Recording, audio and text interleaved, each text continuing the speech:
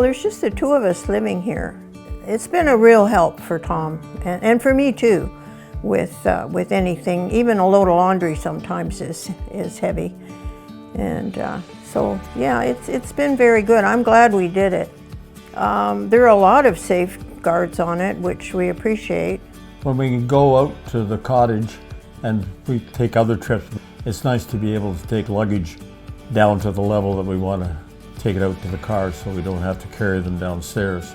It's very good. It's quiet, and you don't feel claustrophobic in there because of the plexiglass rather than being enclosed. Well, one of the features that we both like is that it fits into our decor. We don't feel like it's really done any negative to the decor, and it in itself is a fairly attractive unit, and we're very happy with that. And yeah, it's very attractive, and because you can see through it, it's not as obtrusive as it would be if it was a solid color. It's the right size for our needs. That's really what it boils down to.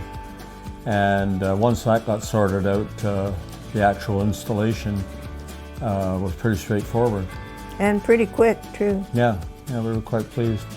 It's made it a little easier for Tom because he has I have a bad back and problems that I haven't come across yet.